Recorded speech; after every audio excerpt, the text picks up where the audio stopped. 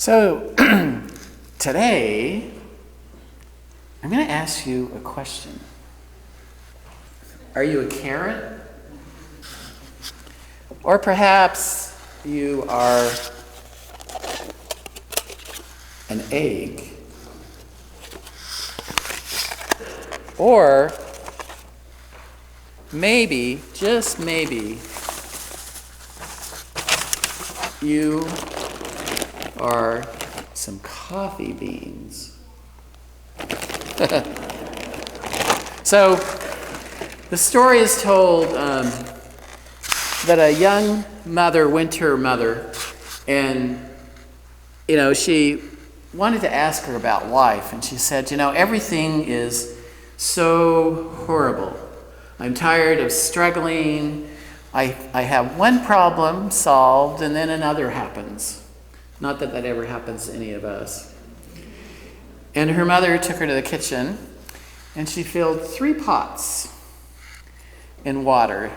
In the first pot, she placed some carrots. In the second pot, she placed some eggs. And in the last pot, she placed some ground coffee beans. And then she let them sit and boil for about 20 minutes without ever saying a word. And then she came back and turned off the burners. And she fished the carrots out, placed them in a bowl, took the eggs out, put those in a bowl, and ladled the coffee out and put that into a bowl. And then turning to her daughter, she said, "Tell me what you see." And the daughter said, "Well, carrots, eggs, and coffee." And then she brought her closer and asked her to feel the carrots. And she did, and she noted that they were all soft. And then she asked her to take an egg and to break it. And after pulling off the shell, she observed that it was a hard-boiled egg. And then finally, she asked her to sip the coffee. And the daughter smiled as she tasted its rich aroma. And the daughter then asked, "Well, Mom, what's the point of all this?" Her mother explained that each of these objects had faced the same adversity, the boiling water. But each had reacted differently. The carrot went in very strong, hard, and unrelenting, but being subject to the boiling water, it softened and became weak. The egg had been fragile, and its thin outer shell had protected its liquid interior. But after being in the boiling water, its inside became hardened. The ground coffee beans, however, were unique. After they were in the boiling water, they changed the water. And then the mother said, "Which are you? When adversity knocks on your door, how do you respond? Are you a carrot, an egg, or a coffee bean?" And if you think that you're a carrot that seems strong but with pain and adversity, do you wilt and become soft and lose that strength? Or perhaps you're an egg that starts with a malleable heart but changes with the heat. You might have a fluid spirit, but after some sort of hardship, maybe a financial hardship or something else, you become hardened and stiff. And the shell might look the same, but on the inside you're bitter and tough with a stiff spirit and a hardened heart. Or you like the coffee bean that changes the hot water, the very circumstance that brought the pain. And when the water gets hot, it releases the fragrance and flavor. If you are like the bean, when things are at their worst, you get better and you change the situation around you. When the hours are the darkest and trials are the greatest, you elevate to another level. And so, in our life, are we like a carrot? Are we like an egg? Or are we like a coffee bean? We may not always realize that life's limitations can sometimes inspire us to strive for heights we may not have reached otherwise. And the truth is, some of our most successful people in the world have overcome tremendous obstacles in order to reach their goals. Such was the case of this person. She was born to a single teenage mother on a welfare farm in rural Mississippi. She felt unwanted and was shuttled back and forth to her grandmother, to her mother, and then to her father by the time that she was 14. She lived in poverty, suffered abuse. She was lonely most of the time. But her grandmother taught her to read. And as she recalls the positive reception she received when she recited Bible verses at her grandmother's church. At 14, she moved in with her father, and her father made education a high priority. She began attending Nashville High School, where she public speaking and drama, and was even elected as school president. She received a full scholarship to Tennessee State University, and before long, she had a few broadcasting jobs, and then she was named the talk show host for a morning show called People Are Talking. And from there, she took a job as a host of AM Chicago, which became the highest rated talk show in Chicago. And of course, her name was Oprah Winfrey. Now, I looked at Oprah. She developed several characteristics as a result of living through her adversity. As she says, my story just helped define and shape me, as does everybody's story. And here are some of the lessons I think, as Oprah recalls, that she learned through her life's adversity. Developing a sense of resilience. Oprah is not the first or the last child that has had to deal with abuse or poverty or neglect. But what she learned is that when you step into a situation, you can figure out what you need to do and then handle what is thrown at you with a sense of confidence. Thinking positively is one of the things that Oprah has been a strong component of. And as she states, the greatest discovery of all time is that a person can change his future by merely changing his attitude. Now, Abraham Lincoln once said, most folks are about as happy as they make up their minds to be. Learning empathy was another lesson that Oprah taught us, and taking advantage of opportunity. As has been true with so many who have learned to overcome major obstacles, Oprah found a way to not overcome her childhood, but to rise up. She states to her viewers of her network, turn your wounds into wisdom. So when I think of overcoming adversity, I'm reminded of my grandfather and how after my grandmother died at the age of 12, he and I became best friends. One summer I visited him up at his summer home up in Wisconsin, and he took me out on his boat. And he visited with me, and then he shared something with me that was one of those moments in my life that has stayed with me and has been really a powerful source. And he asked me the question. He said, Dave, what does it mean to be resilient? Now, I still remember as a 12-year-old thinking, well, what? I don't know. What are you asking me this question for? You know, resilient, that doesn't really mean anything to me. But he paused and then he said, I'm going to tell you that resilience is what gives people strength to cope with stress and with hardship. And he said, resilience is what you will need in times of need that will help to carry you through, will help you to handle adversity. And then he gave me a list, which I still carry with me this day, of his 5 virtues that he said would help me to build resilience. Pump up your positivity. My grandfather said to me that he believed that the resilient people are characterized by an ability to experience both negative and positive emotions, even in difficult, painful situations. He went further on to say they mourn their losses and endure their frustrations, but they also find redeeming value in their challenges. Learn to live. My grandfather told me the more that I can leverage challenges as opportunities to grow, the more resilient I will likely be. He told me that pain comes to all in life, and what I need to learn is to look at the problem and say, what's the solution to that? What is this trying to teach me? Number 3, open your heart.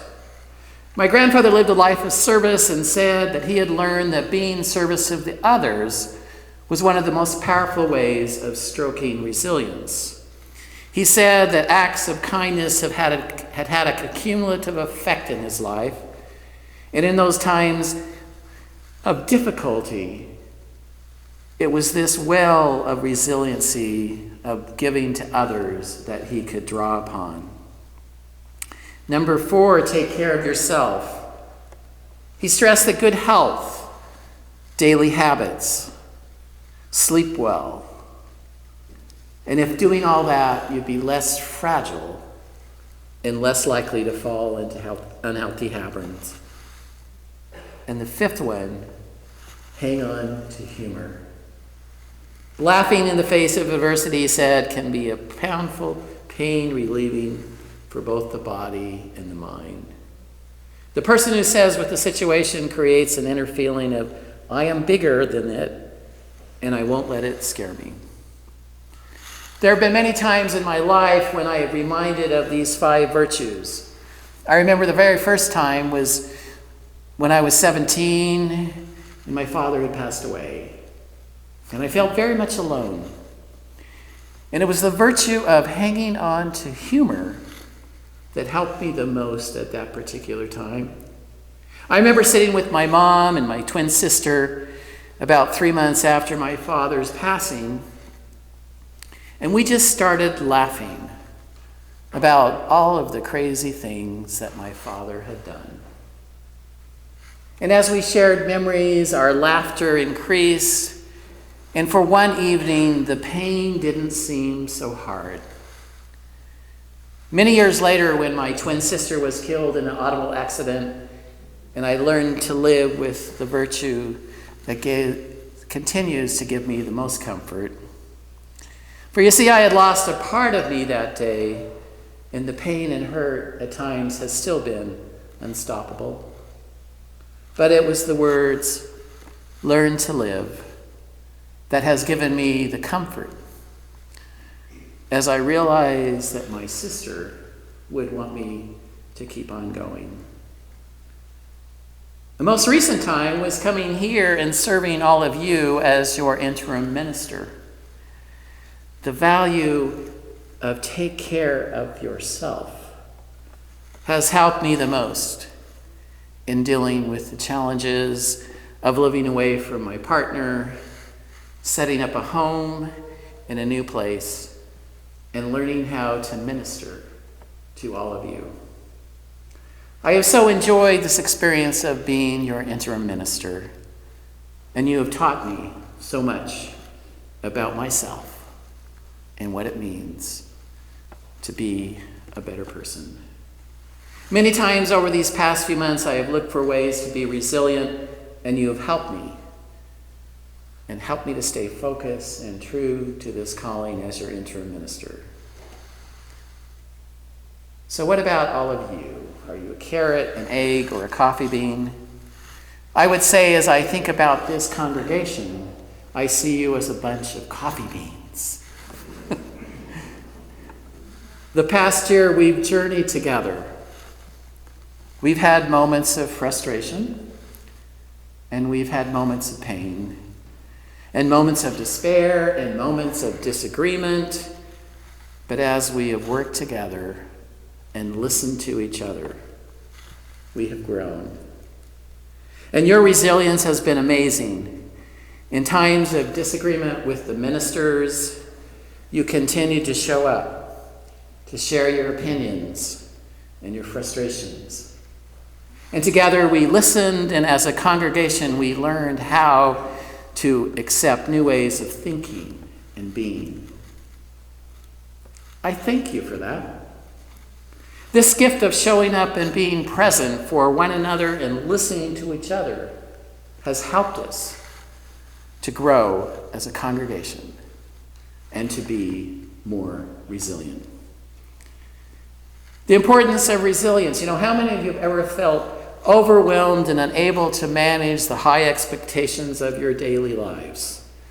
As a result, you find yourself constantly multitasking, chronically distracted, pulled in many different directions.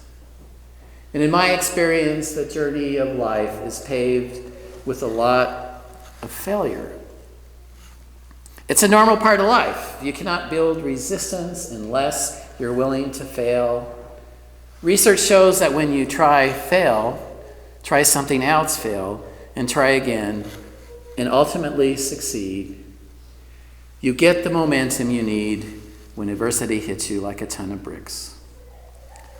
Failure is merely a stepping stone which everyone goes through on their path to greatness. You've got to ask yourself, are you willing to take bold risk in order to become the person you've always desired to be? If you don't try, you'll never know. You will not build resistance by hanging out in your comfort zone. The only way to truly grow and expand yourself is to break free from the chains of stability and dive into the unknown. Yes, this can be very scary at first, and it will require that you do some deep inner work, like shifting your limiting beliefs, breaking bad habits, learning how to make friends, and learning how to deal with stress. But let's face it, nobody is excited to face their stuff. It's an integral step on the road to becoming a resilient person. When you tap into your resilience and unleash your inner power, there is no challenge that you cannot conquer. The next time life throws you a curveball, trust that you are strong enough to stay in the game. Adversity may bend you, but don't let it break you. All that matters are that you get back up again and keep moving forward. In the words of a famous Japanese proverb, fall 7 times, stand up 8. To make it through the tough times takes resilience. So how can we, as you use in this congregation, build resilience in our lives?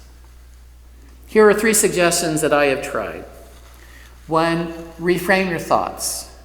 Resilient people can look at negative situations realistically. Instead of viewing adversity and unsurmountable, focus on looking for small ways that you can tackle the problem and make changes.